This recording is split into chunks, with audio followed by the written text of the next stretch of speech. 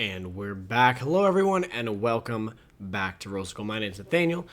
I'm the host here on the channel and we're back with a quick video today. Super quick one, just jumping into a little bit of news that we have. We've got a couple of these, so you guys can probably see it up in the left. Some spoiler if those videos haven't made it out yet. But we are talking about a post that we have now, as we have the pictures, names, and some sub-themes, essentially, for the 4 commander decks. Now, we know a little bit more about Fantastic Four.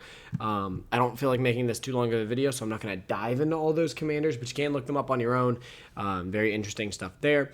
But yeah, we have the other 3 as well, so we wanted to make a pretty quick video just talking about this.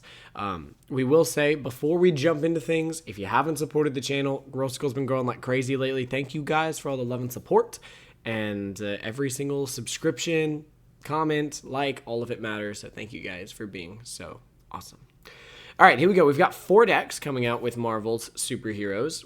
Very excited for that. I'm not super big on Universes Beyond, and you guys might even see that in its own video, but I will say I do think Commander decks are one of the areas where Universes Beyond actually strives pretty well. I'm not too upset when I see more Commander decks coming out, because at the end of the day, you know, Commander's already such its own unique thing. It's already got so many cards in it. Plenty of people proxy. Like, there's just so much about Commander that's considered very casual. So I do think it's the perfect spot for Universes Beyond. Would have loved to see some Commander Spider-Man. I think that would have really helped the set. In fact, I think the set itself, I think Spider-Man in general would have gone over better if it was just Commander decks, like Fallout or 40K, those sorts of things. But, you know, you can't always win everything, and I can't comment on the set yet, but I can comment on these Commander decks. So we're going to start actually talking about Fantastic Four.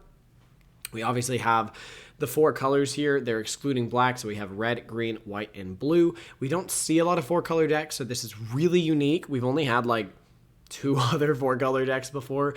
That is not a factual statistic, by the way. That's just me trying to remember. I know we've had Atraxa, and there might have been some other ones, but I don't even know. So, you know, very uncommon that we see 4-color commanders. Super excited that we're getting one here. I do think it's going to be a fun one. They do have all 4 of the Fantastic Four as options for the command zone, and they all obviously have the 4-color identity.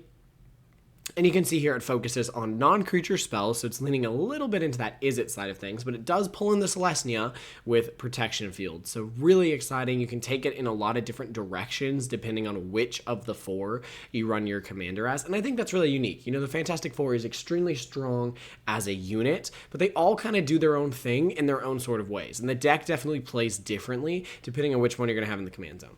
My big concerns for the Fantastic Four is that it could end up kind of like what we saw with the Doctor Who decks. Some good decks there, but what we really saw was a lot of named characters that did unique things that felt very much like their characters. They did a really good job with it, but the decks themselves tended to feel kind of mumbled, and all the cards didn't support all the commanders. So you basically had a few cards in there that worked well for one doctor, and a few cards in there that worked well for another doctor.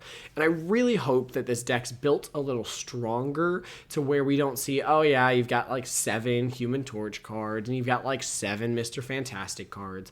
But we'll just have to see. Hopefully, like I said, they do a better job with that.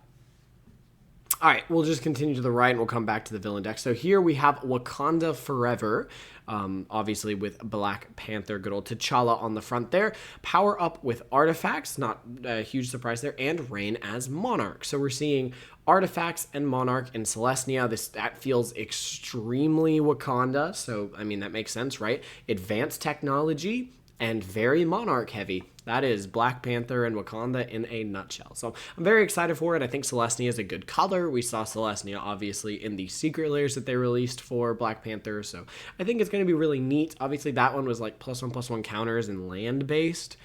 So I don't think that T'Challa would do very well in this deck, but, you know, it is what it is. I'm pretty excited for it. This is, again, going to be a quick, brief video. We don't know a whole lot about it, but I am excited for this deck. I think it'll be really nice to have a good Celestia precon. It's been a little bit. We don't see a lot of 2-color precons, so I'm excited for it, and we're actually going to see more 2-color precons in a video that's up and coming. Next, we have Avengers Assemble. So this is grow your ranks, equipment, and counters. It's obviously got Nick Fury and Captain America on the front, but I would not be surprised if we see a lot of the Avenger heroes in this deck. That would make sense to me. So, you know, we might see Cap, Hulk, Iron Man, Black Widow, Hawkeye, who knows, but just to name Thor, just to name a few. If I'm missing any there, we might see Spider-Man, but I think it's a little unlikely considering, but you get the gist. I think it'll be really interesting. I'm excited for this one. It does say, like I said, grow your ranks. Not exactly sure what that means, but it might be kind of a Jeskai go wide strategy, and then it's based on equipment and counters. No surprise there, although we are not at a we are not shy of Boros equipment decks. We don't have a ton of Jeskai equipment decks, so I think that's pretty neat. But I do think we need to be a little careful here, just because it could end up feeling very samey. I do think these decks are going to sell well just because they have the Marvel characters on them, and obviously Marvel is a very large IP. We've seen this go over well with Final Fantasy, Lord of the Rings. I think Marvel could obviously do the same thing, and honestly, we've seen that the Universes Beyond Commander decks sell good in almost every aspect. I can't think of one that did bad right off the top of my head. Even, like I said, Fallout did pretty good, Warhammer did really good back then, Doctor Who did really good, so all things considered, like I said, I'm excited for these. I do think that one could end up being very samey in Jeskai.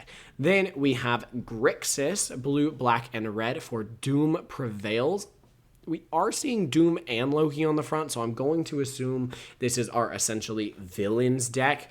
And I imagine it's going to be head by Doctor Doom, which I'm not surprised Doctor Doom's going to be the commander, especially from the Marvel perspective here with Doomsday coming out and that sort of take in the Marvel Cinematic Universe. I'm not surprised at all to see him heading the deck, being the commander for the deck, but I do hope we see a lot of villains in this deck. Again, I'm a little worried, Fantastic Four, Doom Prevails, and Avengers Assemble, that it could run into that situation if they try to do multiple commanders where the cards in the deck just don't always align. Now, this one specifically says connive for power and drain life. So I do think using the connive and playing on the intelligence of Doctor Doom is very thematic there. The drain for life is a little less so, but you could make certain arguments with his backstory and his lore that they have. But I do think, generally speaking, we're in the Grixis colors. We're really just going to see a lot of the villains of the Marvel Universe. And like I said, I just hope that they don't do the thing like they did in the villain deck for Doctor Who, where it's just a bunch of legendary creatures named villains that are very thematic to them, but don't necessarily mash too well with the deck. I hope they do a better job playing a synergistic deck and not just, here's this thing that kind of works, but it's got all your really cool characters in it. And yeah, that's what we're getting. These 4 decks. Let us know down in the comments what your takes are, whether you're excited, whether you're not excited. And that's what we have for you. I told you it was going to be a quick one. We wanted to make a quick video, just put it out there and say, hey, here's what's going on. Here's what's coming. Obviously, we have a couple of sets before we hit Marvel Superheroes, so it's a little frustrating that we're getting all of this now, and it's kind of interrupting, Lorwyn and the hype for Turtles, which I'm kind of okay with them interrupting, but then, of course, Strixhaven. All of that's a little frustrating, but nonetheless, I am excited. I'm glad they're doing Commander decks. That's the one thing Universes Beyond that I've really never had anything bad to say about Commander decks, and we'll just have to see. But we want to hear from you guys in the comments below. One last time, we'll say thank you for supporting the channel, and if you haven't, we really do appreciate it. We'll see you guys in whatever comes next, but until then, may those rolls be ever in your favor, and we'll see you guys next time. Peace out. Bye, y'all.